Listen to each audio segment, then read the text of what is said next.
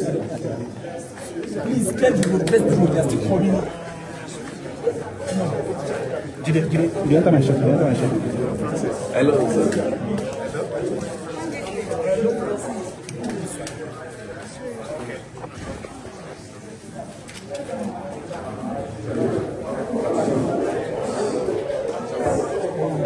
This way. For the t-shirt. No, t-shirt. Yes. Of the government and the people of your state. So thank you to the President of the Federal Republic of Nigeria for his support in seeing this through. Also, all the leadership of these security agencies in Nigeria, because quite frankly,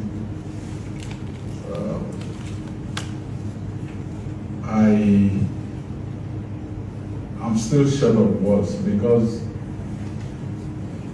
this has happened all over the country with its challenges, but when it came to Oriire State, it was totally different.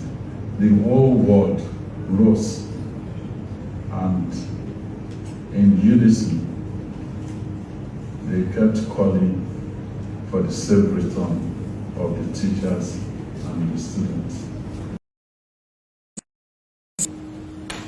There are times that we had hope that we will all come out alive. Mr. Market was killed on the second day we got there, but Deacon was killed on the first Sunday of June. The first Sunday of June. They killed them purposely because they felt that would force the hand of the government to give them whatever they tried a lot, but we're grateful that we have the government that thought much of us. We discovered that the whole world was interested in our case. We thought. So all we want to say is thank you very much to everybody, especially the officers, the governor, the president, everyone that has been involved in this case. We have scars already. We believe with time we will heal.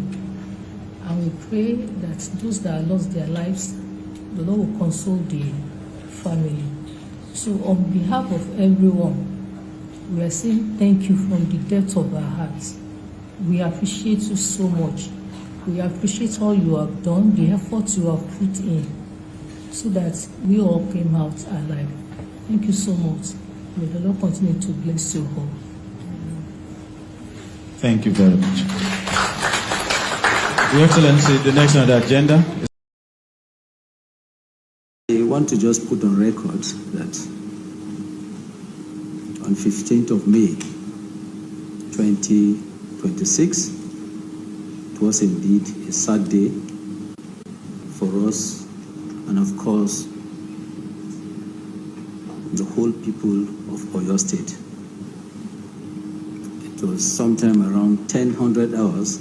We were conducting an event in the barracks, and I was called that something like that had happened. So we had to move in from all the troops that are close by to that area, and I and my team, we had to move from the barracks, and we drive with all the speed we could to get to those locations, and unfortunately they have gone deep into the forest. But we had to organize a search team immediately. We went in with some of the hunters, local vigilantes, and the Omoteku. But nothing positive happened that day. The following day we continued, and because of the nature of the forest, how thick it is, we had drone teams, we have Nigerian Air Force following up. But in some of those areas, you can't even, if you are under that place, you can't see the rays of sunlight from those places. And The Air Force flew, they couldn't see anything. The drone team also flew. We didn't get anything from those things, and that was how we insisted on ground operation. It has to be ground, how to go deep into the forest. And it's during one of these operations that we lost the officer and the soldier that particular day, and some other ones wounded. One of them is actually serious because he has a broken hand due to gunshot wound. The operation continued, and we had to involve a lot of agents. Had to take over the whole operation completely from the garrison commander, because we had to now bring in troops and forces from different places providing intelligence, and I had to coordinate all these teams together. Let me just mention that we have teams from the special unit of the Office of the National Security. We have this National Counter-Terrorism Unit, the tactical team were there with us.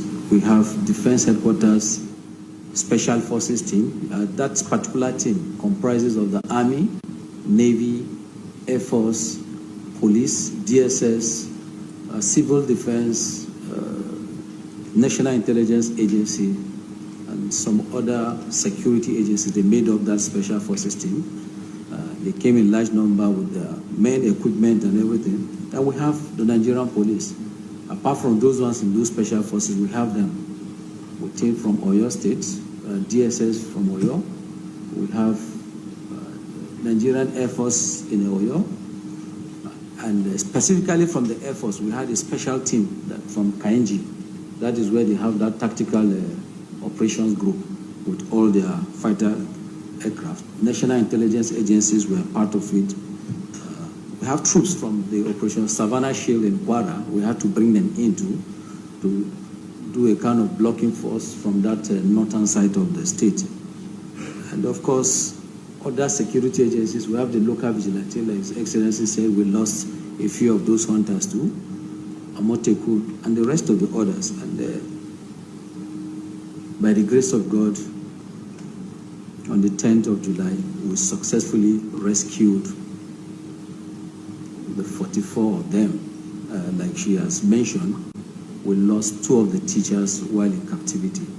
And of course, the reason for it, she mentioned, but I've always said that we will never yield to terrorist requests. We will not, and we will never do that.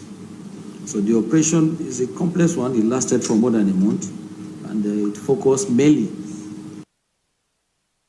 the terrorist kingpins that masterminded the crime. We focused on also dismantling their network and cutting off their logistics. And informants within OD Park and the country.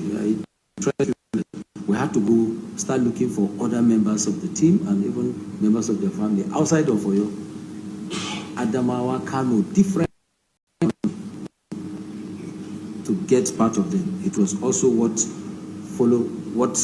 put further pressure on them. And we blocked. At the last phase of the operation that we had was blocking their major logistic hub, a town called Ashamu,